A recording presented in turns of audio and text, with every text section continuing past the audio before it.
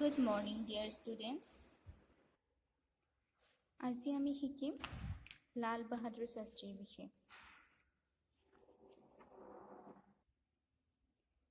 পাঠ নং 4 লাল বাহাদুৰ শাস্ত্ৰী। লাল বাহাদুৰ শাস্ত্ৰীৰ জন্ম হৈছিল 1904 চনৰ 2 অক্টোবৰ তাৰিখে উত্তৰ প্ৰদেশৰ বাৰাণসী জিলাৰ মোগলচৰাই গাঁৱত লাল বাহাদুৰ শাস্ত্ৰীয়ে জন্ম লৈছিল। তেওঁৰ পিতাকৰ নাম আছিল শাৰদা প্ৰসাদ শ্ৰীবাস্তৱ আৰু মাতৃৰ নাম আছিল ৰাম দুলাৰী দেৱী। সৰুতে ঘৰত তেওঁক লাল বা লালাজী বুলি মাতিছিল।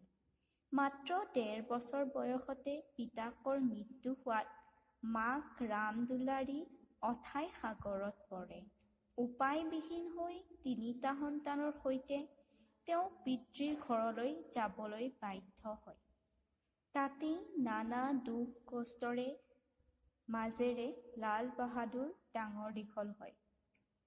ডাল দৰিদ্ৰৰ ল'ৰাও যে ভাৰতবৰ্ষৰ নিচিনা দেশত ৰাজসিংহাসনত বহিব পাৰে তাৰ দৃষ্টান্ত লাল বাহাদুৰ শাস্ত্ৰী। কঠোৰ শ্ৰম, কৰ্তব্যনিষ্ঠা, অসীম অধ্যাৱসায়ৰ মাজেৰে নিজক প্ৰতিষ্ঠা কৰা লোকজনেই হ'ল ভাৰতৰ দ্বিতীয়গৰাকী প্ৰধানমন্ত্ৰী লাল বাহাদুৰ শাস্ত্ৰী। শাস্ত্ৰীৰ 1.5 বছৰ বয়সত গংগাত স্নান কৰিবলৈ অহা বিৰাট সমদল এটাৰ সৈতে তেওঁৰ মাকেও যোগ দিছিল। সমদলৰ হেঁচা ঠেলাত শিশু লাল বাহাদুৰ মাকৰ হাতৰ পৰা ওলাই পৰিল আৰু মাকে তেওঁক কোনোপধ্যে বিচাৰি উলিয়াব নোৱাৰিলে। পুত্ৰক হেৰুৱাই মাতৃগৰাকীয়ে শোকত ম্ৰিয়মান হৈ পৰিল আৰু কান্দোনেৰে গগন বিদাৰিলে। অৱশেষত পুলিচৰ সহায়ত ল'ৰাজনক এদিন উদ্ধাৰ কৰা হ'ল। এজন ফল বেপাৰীৰ ঘৰৰ পৰা পঢ়াত তেওঁৰ বৰ ধাউতি আছিল। ইংৰাজী বিষয়টো তেওঁৰ প্ৰিয় আছিল। দুখীয়া ঘৰৰ ল'ৰাটিৰ পঢ়া-শুনাৰ প্ৰতি থকা আগ্ৰহ দেখি শিক্ষাগুৰুসকলে তেওঁক মৰমৰ চকুৰে চাইছিল।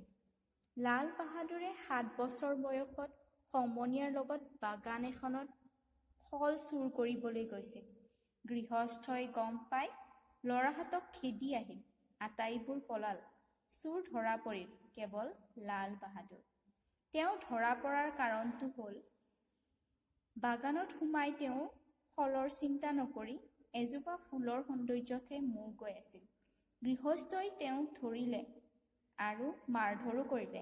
তেওঁ কান্দিবলৈ ধৰাত গৃহস্থৰ বেয়া লাগিল আৰু তেওঁক বুজনি দি ক'লে, তুমি দুখীয়া হৈ জন্মিছা, কেনেকৈ ভাল কাম কৰি ভাল নাম পাব পাৰা তাৰহে চিন্তা কৰা দৰকাৰ। দুষ্টৰ লগত এনেকৈ অলৌ তলৌ কৰি ঘূৰি জীৱন ধ্বংস নকৰিবা। এইখিনি কথাই যেন লাল বাহাদুৰক সৎ আৰু সহজ পথৰ পোহৰহে দেখুৱালে।